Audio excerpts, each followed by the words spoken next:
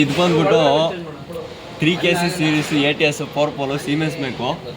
First ನಾವು program ಮಾಡ್ತಾಯಿದ್ದೀವಿ. ಇದನ್ನು ಪ್ರೋಗ್ರಾಮಿಂಗ್ ಮಾಡಬೇಕಾದ್ರೆ ಮೊದಲು ಮ್ಯಾನ್ಯುವಲ್ ಇರಬೇಕು. ಮ್ಯಾನ್ಯುವಲ್ ಆದಮೇಲೆ ಇದು ನಾವು ಡಿಪ್ ಸ್ವಿಚ್ನ ಇದು ಮಾಡಬೇಕು.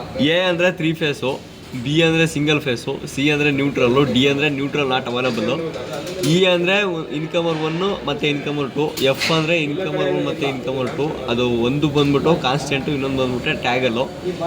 G ಬಂದ್ಬಿಟ್ಟು ಒಂದು EB, ಇನ್ನೊಂದು DG. H ಬಂದ್ಬಿಟ್ಟು 2 EBನೇ. ಸೊ ನಾವು ಇವಾಗ ಏನು ಮಾಡಬೇಕಪ್ಪ ಅಂದರೆ ಮೊದಲು ಡಿಪ್ ಸ್ವಿಚ್ನ ಸೆಟ್ ಮಾಡಬೇಕು. ನಾನಿಲ್ಲಿ ಸೆಟ್ ಮಾಡಿದ್ದೀನಿ. ನಂದು 3 ಫೇಸ್ ಅವೈಲಬಲ್ ಇದೆ ಮತ್ತು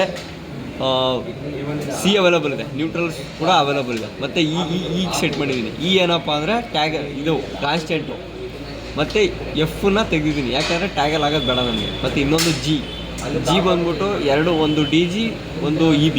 ಸೊ ನಂದು ಇರೋದೇನೆಂದರೆ ಇವಾಗ 2 EBನೇ ಇದೆ. ಸೊ ಅದಕ್ಕೆ ಹೆಚ್ಚಿಗೆ ಸೆಟ್ ಮಾಡಿದ್ದೀನಿ.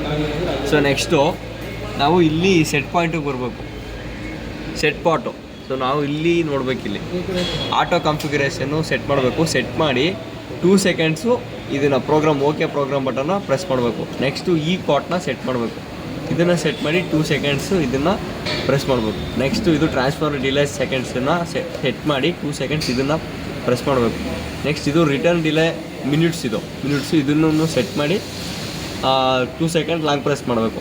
ನೆಕ್ಸ್ಟ್ ಎಲ್ಲ ಸೆಟ್ ಆದಮೇಲೆ 60 ಸೆಕೆಂಡ್ಸು ಪ್ರೋಗ್ರಾಮ್ ಬಟನ್ನ ಪ್ರೆಸ್ ಮಾಡಬೇಕು as per the programming manual. Set dip, set point, press programming button 2 seconds, press programming button 60 seconds. ಇದೆಲ್ಲ ಆದಮೇಲೆ ಫಸ್ಟು ನಾವು ಆಟೋಗೆ ಹಾಕೋಕ್ಕೂ ಮುಂಚೆ ಇದನ್ನು ಆಫ್ ಮಾಡಬೇಕು. ಮ್ಯಾನ್ಯುಯಲಲ್ಲಿದೆ,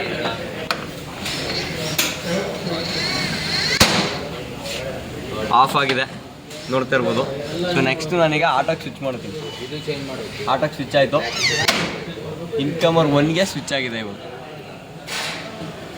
ಸೊ ಇವಾಗ ಒಂದು ಇನ್ಕಮರ್ ಆಫ್ ಮಾಡಿ ಇನ್ನೊಂದು ಇನ್ಕಮರ್ನ ಆನ್ ಮಾಡ್ತೀವಿ. ಓಕೆ, ಪ್ರೋಗ್ರಾಮ್ ಮಾಡ್ದ ಅದು ಆನ್ ಮಾಡು, ಇದು ಆಫ್ ಮಾಡು. ಅದು ಆನ್ ಮಾಡೋದ? ಅದು ಆಫ್ ಮಾಡು.